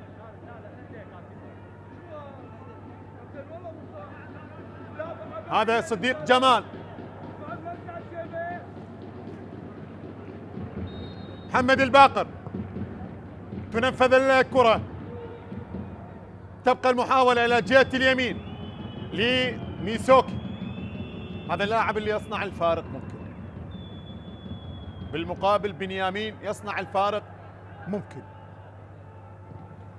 هناك بعض الأسماء ممكن أن تصنع الفارق ويكون لها حضور من خلال المباراة، يعني أسماء تعول عليها. واحد من هذه الأسماء لفريق ديالى ممكن بنيامين أكور، وكذلك ممكن صديق، حسين منذور، يعني هذه الأسماء، علي كريم. فريق نادي القاسم يعني ممكن لاعب الحارث حاتم لاعب ممتاز. ممكن كذلك ميسوكي يصنع الفارق. ابعاد عن طريق علي خالد. عادت الكرة وتبقى لمصلحة نادي القاسم. حسين محسن، علي خالد، حسين منذور، مقطوعة من أمام محمد خالد. أوديني، تمرير الكرة محمد الباقر، مرور ممتاز وصافرة وخطأ، وعلى ما أعتقد بطاقة. نعم بطاقة لأحمد خالد، بطاقة لأحمد خالد بعد المرور الممتاز اللي كان من قبل محمد الباقر عبد الرحمن. هذا محمد الباقر بمرور ممتاز، وبعد ذلك الإعاقة والصافرة من قبل حكم المباراة تشير لوجود خطأ مع وجود بطاقة صفراء. كرة في مكان خطير، مشتبه أحد البدلاء، وهل يصنع الفارق لاعب من اللاعبين الأساسيين أو من البدلاء؟ لغاية الآن لم يصنع الفارق، لا لاعب أساسي ولا حتى البدلاء. الكرة تنفذ عالية وضربة رأسية خطيرة، جول! الله! جول!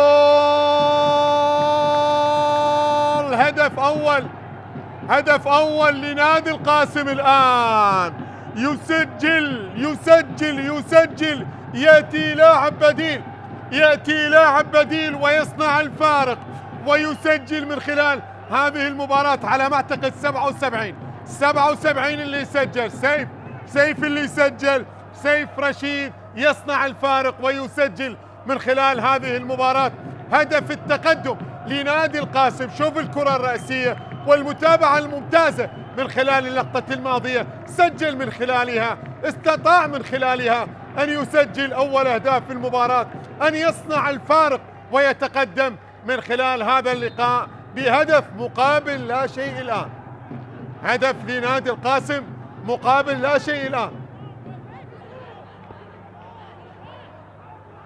هدف في الدقيقة 68. سيف رشيد في الوقت اللي تحدثت على أنه ربما لاعب من اللاعبين الأساسيين أو لاعب بديل، من سيصنع الفارق؟ يأتي أحد البدلاء وهو من يصنع الفارق، وهو من يسجل ويتقدم من خلال هذه المباراة. هدف مقابل لا شيء. علي خالد، صافرة وخطأ الآن.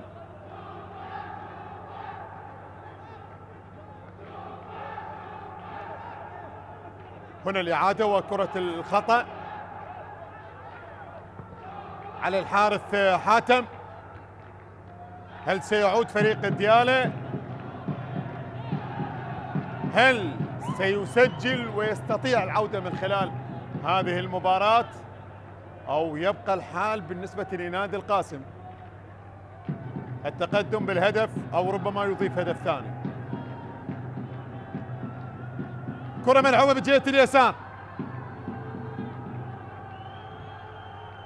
أمامية الكرة من زين العابدين سلام أحد البدلاء، ولكن الكرة بعد ذلك مقطوعة وتحولت إلى تماس. صادق حنون في حيرة من أمره. هذه جماهير نادي القاسم حاضرة على المدرجات، فرحة بكل تأكيد، والجمهور اللي تابع المباراة كذلك من جمهور نادي القاسم فرح بكل تأكيد بهذا التقدم.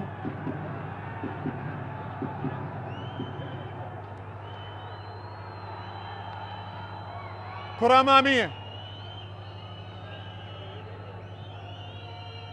عالية، الكرة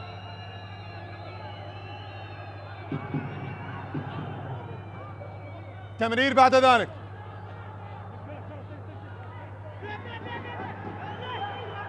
رمية تماس، لدينا لاعب ملقى على أرضية الملعب. كرة لأنس، عرضية للأمام ولكنها وصلت لحارس المرمى، وصلت للحارس ليث معا. بالسلامة لسيف رشيد صاحب الهدف الوحيد في المباراة لغاية الآن، والمباراة بهكذا ملعب وبهكذا صورة جميلة للعاصمة الحبيبة بغداد. اللهم احفظ العراق وجميع محافظات العراق، آمين يا رب العالمين. هنا الصورة الجميلة لملعب المباراة، ملعب المدينة الذي يحتضن هذه المباراة.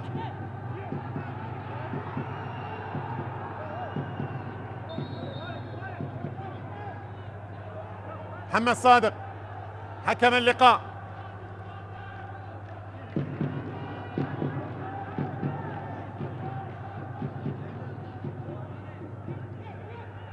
كرة لأحمد خالد،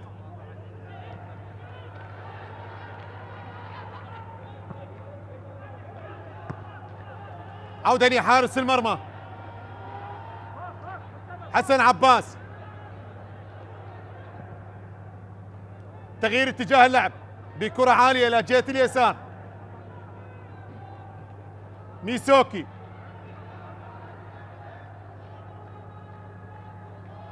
كرة في الوسط، أنس، تمريرة وصلت لحارس المرمى. ليث معا،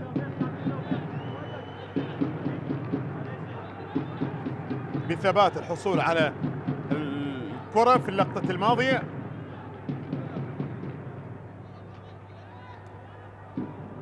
مباراة لا تزال بتقدم لفريق نادي القاسم بهدف مقابل لا شيء. جاء الهدف في الدقيقة 68 عن طريق سيف رشيد بكرة رأسية. هنا حكم المباراة محمد صادق.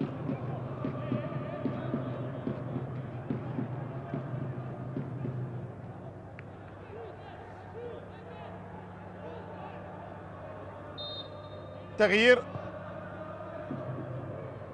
خروج للاعب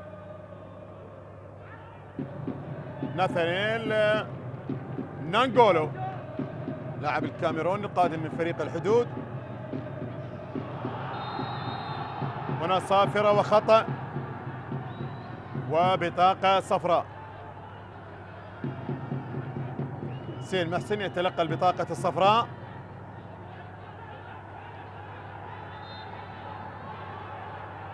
شوف الإعادة، مرور وبعد ذلك السقوط. زين العابدين سلام،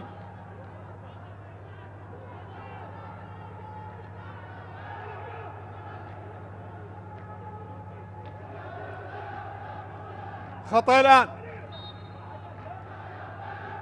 طبعا حسين إبراهيم اللاعب البديل اللي كان بالرقم 17. عالية الكرة، ليث بثبات الحصول على الكرة. دقيقة 75، ربع ساعة الوقت المتبقي على نهاية المباراة عدا الوقت المحتسب بدل عن الضائع.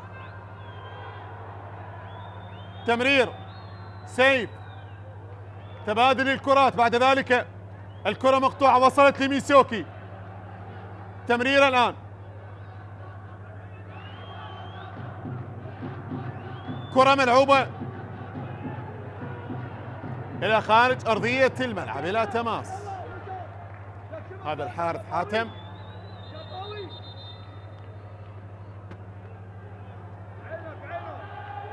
رمية تماس الآن، كرة اصطدت بحارث حاتم ربما.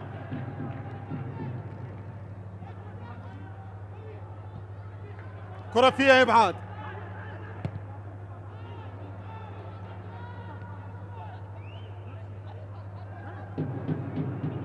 حارث حاتم، صافرة وخطأ.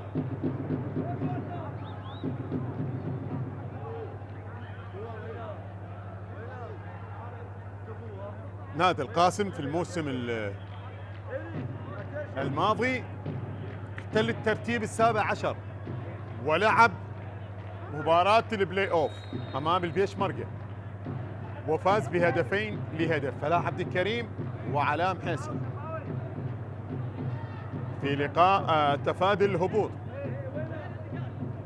في لقاء تفادي الهبوط.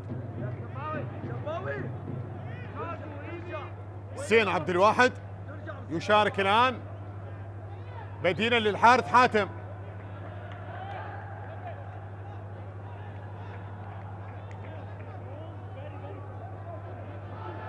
خروج لميسوكي كذلك.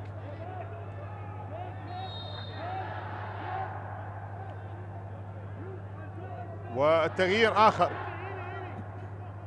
دخول اللاعب إيلي سو لاعب الإيفواري. تغييران للمدرب أيمن الحكيم.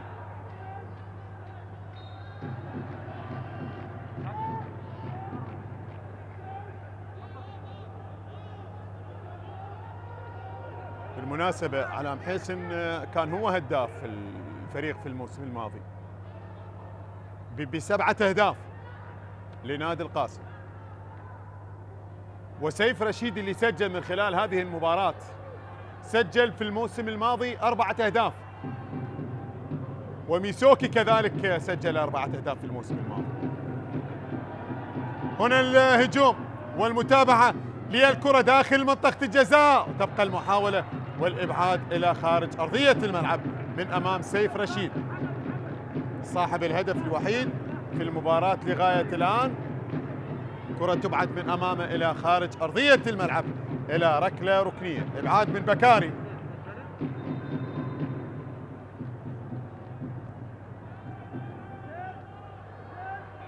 هذا حسين عبد الواحد اللاعب القادم من نفط الوسط.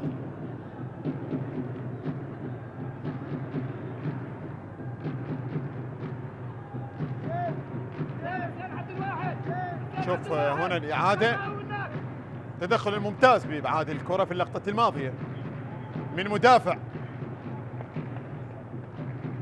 فريق ديالى بكاري اللاعب الموريتاني اللي يشكو من إصابة الآن. صادق حنون سميع، توجيهات مستمرة.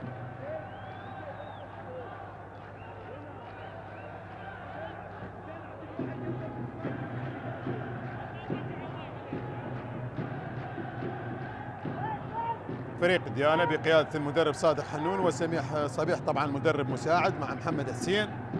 مدرب الحراس علي حسين.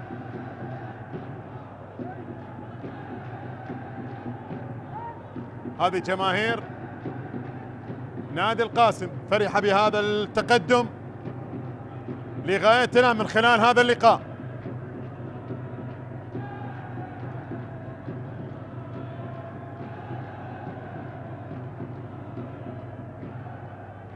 ركنية الآن، كرة تنفذ، بعد ذلك الإبعاد، تبقى المحاولة، تمرير وهناك صافرة وخطأ. 10 دقائق الوقت المتبقي، هل هي كافية لفريق ديالى بالعودة للمباراة وتسجيل هدف التعديل؟ 10 دقائق والوقت المحتسب بدل عن الضائع ليس هدف، يعني بكرة القدم فيها أهداف، ولكن هل هو قادر على العودة؟ هل يستطيع العودة؟ ننتظر ونتابع، أو ربما نادي القاسم يضيف هدف ثاني، وهو قادر كذلك على أن يضيف الهدف الثاني. ولكنني ذكرت يعني مع بداية الشوط الثاني بأنه المباراة لا تتحمل أكثر من هدف، قراءة المباراة وأداء الفريقين والأسلوب الذي يلعب من خلاله كلا الفريقين وكلا المدربين، شاهد بأنه المباراة يعني ربما فيه هدف واحد فقط ولا تتحمل أكثر من هدف. هذا توقعي كان، عاد ممكن أن تكون الأمور مغايرة ومختلفة. مباراة جاء فيها الهدف، ولكن ننتظر إذا ما كان هناك المزيد.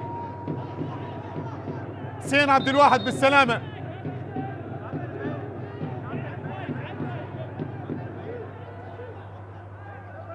تدخل من زين العابدين سلام.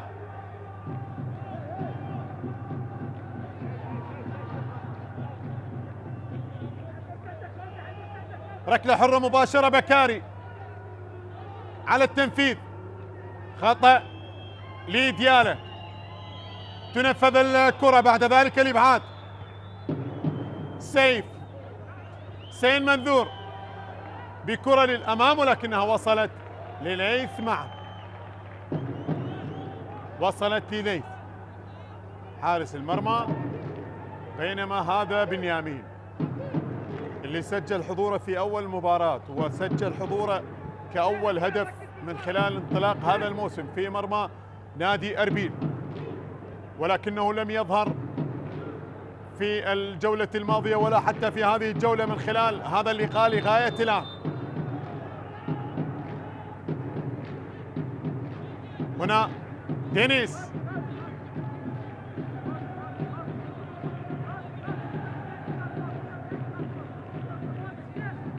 ركلة حرة غير مباشرة، حالة تسلل من خلال اللقطة الماضية. حكم المباراة على ما اعتقد يعني الراية كانت حاضرة.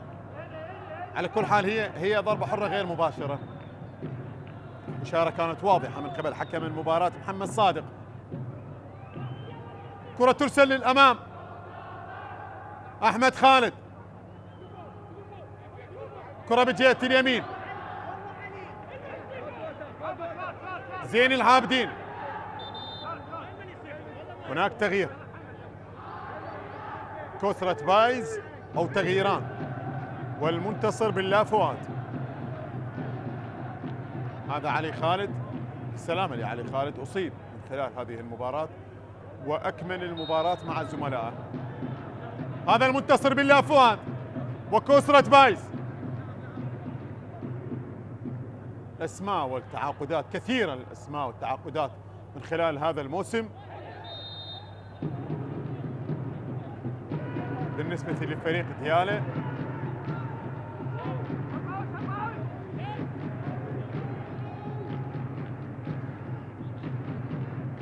كرة أمامية، إبعاد للكرة، منتصر بالله، تمرير، كرة العرضية، خروج لحسين منذور وكذلك اللاعب مولوكو.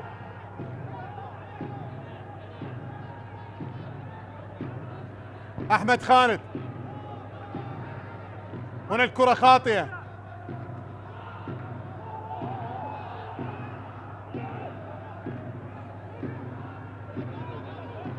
إخراج للكرة.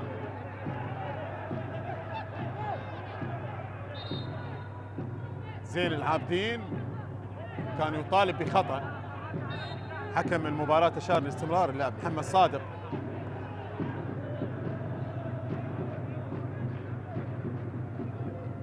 من خلال هذه الجولة الثالثة، النقاط الثلاث الأولى لفريق الكرخ بعد الفوز على الميناء بهدفين مقابل هدف واحد، بينما فريق الحدود يبقى بلا نقاط. فريق دهوك ينتظر إذا ما كانت له كلمة أمام فريق النجف أو يبقى بدون نقاط، ودياله لغاية الآن بدون نقاط في ثالث مباراة على التوالي، إلا إذا في الوقت المتبقي ربما يسجلون هدف التعادل والحصول على نقطة، أو ربما يبقى الحال على ما هو عليه.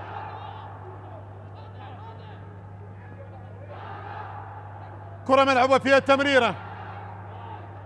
حسين عبد الواحد، سيف، تمرير محمد خالد، سيف تترك، كرة لحسين عبد الواحد، تبقى المحاولة عرضية للأمام، هذه خطيرة خطيرة داخل منطقة الجزاء ولكنها وصلت لحارس المرمى. مرت الكرة من أمام سيف رشيد. دقيقة 87، 3 دقائق عدا الوقت المحتسب بدل عن الضاع.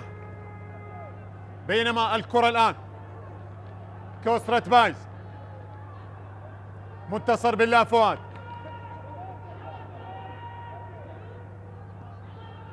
تمرير للكرة،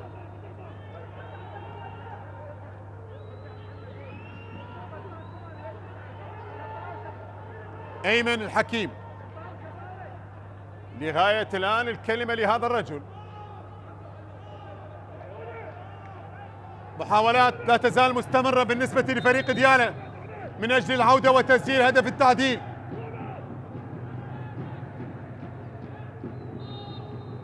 كوسرة بايز تنفذ للأمام، إبعاد للكرة، تبقى المحاولة. أحمد نور أبعد الكرة الآن، وصلت لحسن عباس،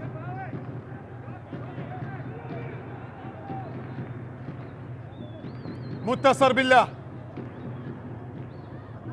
طالت الكرة وتترك من قبل حسين محسن إلى خارج أرضية الملعب إلى ركلة مرمى. ركلة مرمى الآن.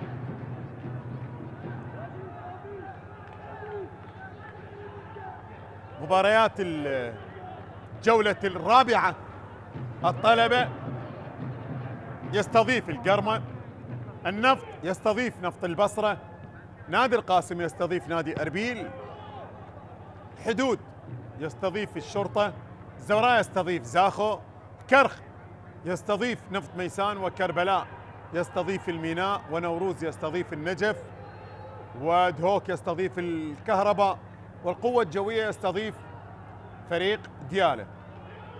هذه المباريات الجولة الرابعة من المرحلة الأولى لدورينا، دوري نجوم العراق لكرة القدم لموسم 2024-2025 بنسخته الثانية، وهذه المباريات ستقام بعد التوقف الدولي.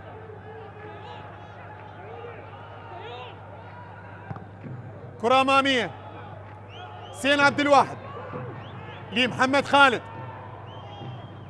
حسين انطلاقة سريعة جهة اليسار، فرصة لهدف ثاني، ولكن الكرة العرضية اصطدت وتحولت إلى خارج أرضية الملعب إلى ركلة ركنية. الآن صادق حنون، الخسارة الثالثة على التوالي لغاية الآن وصولا للدقيقة 90، إلا إذا هل تتغير الأمور؟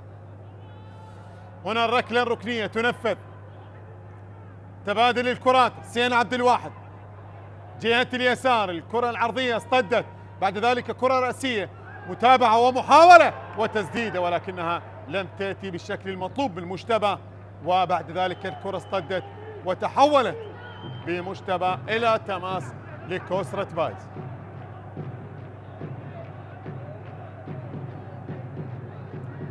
بهذا الانتصار سيصل نادي القاسم للنقطة الرابعة،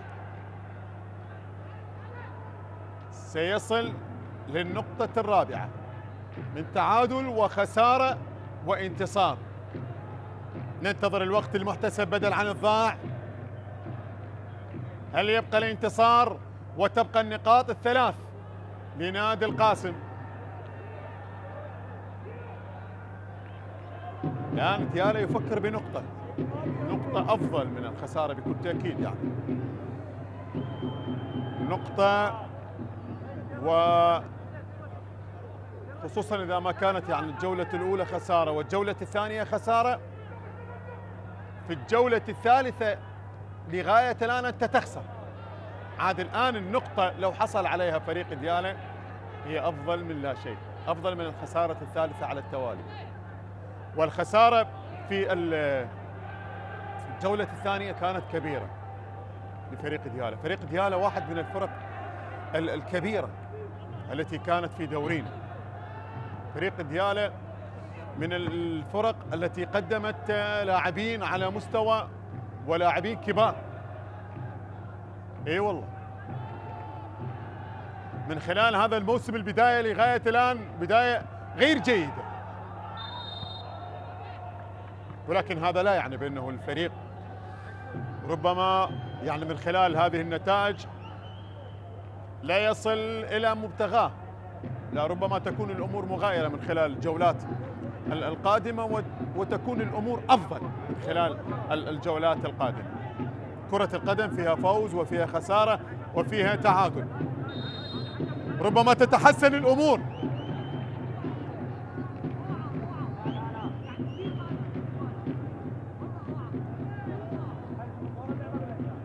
كرة ملعوبة الآن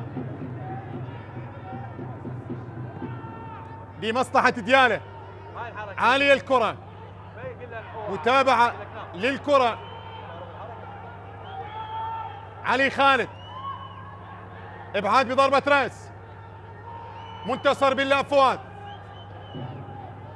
تمريرة الآن عالية، الاعتماد على الكرات الطويلة والعالية داخل منطقة الجزاء، ولكنها مرت إلى الخارج إلى ركلة مرمى. أحمد نور اللي يحمل شارة القيادة بعد خروج الحارث حاتم.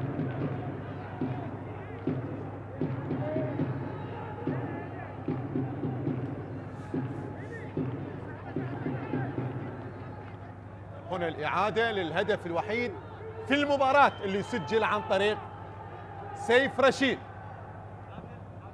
اللي سجل عن طريق سيف رشيد. شوف الصناعة بكرة رأسية من قبل محمد خالد.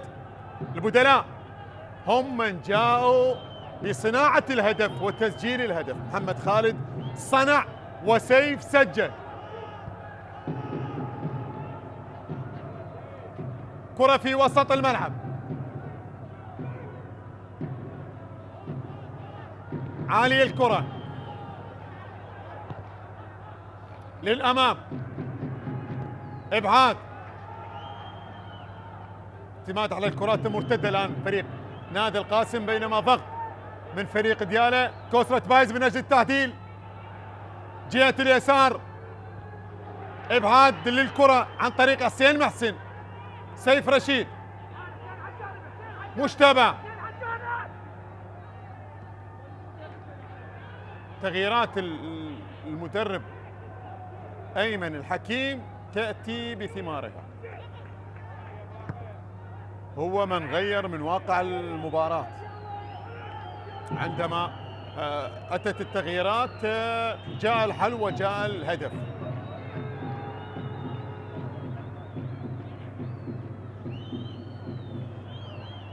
كرة ملعوبة في الوسط للأمام لمجتبى. مجتبى يحاول فتح زاوية للتسديد، بعد ذلك الكرة مقطوعة الآن. زين العابدين، هجوم الآن في الوسط،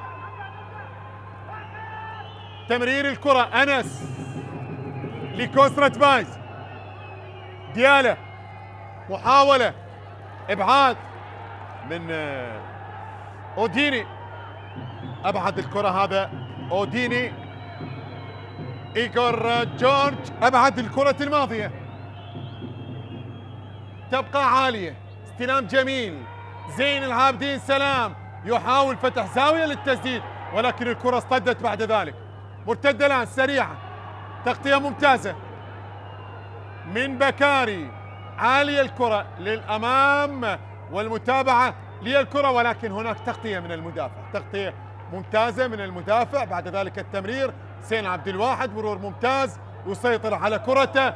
البحث عن زميل، البحث عن الكرة المرتدة، قتل الوقت، كل هذه الأمور من خلال هذه الهجمة. مجتبى حاول يمر. مجتبى بينه وبين أحمد خالد، يمر ويتقدم، وبعد ذلك الكرة طالت إلى خارج أرضية الملعب. 6 دقائق تنتهي الوقت المحتسب بدل عن الضاع، خلاص الثواني الأخيرة، وبالتالي إذن هنا الصافرة. أعزائي مشاهدي قنوات شبكة الإعلام العراقي الكرام، أينما كنتم تأتي صافرة حكم المباراة محمد صادق لتعلن عن نهاية المباراة بفوز نادي القاسم بهدف عن طريق سيف رشيد في الدقيقة 68 مقابل لا شيء لفريق ديالى. إذن فريق نادي القاسم للنقطة الرابعة من تعادل وخسارة وفوز، وفريق ديالى بلا نقاط لغاية الآن وصولا للجولة الثالثة 3 خسائر متتالية. مبروك لنادي القاسم، هارد لك لفريق ديالى. تقبلوا تحياتي معلق المباراة علي الشمري، والسلام عليكم ورحمة الله وبركاته.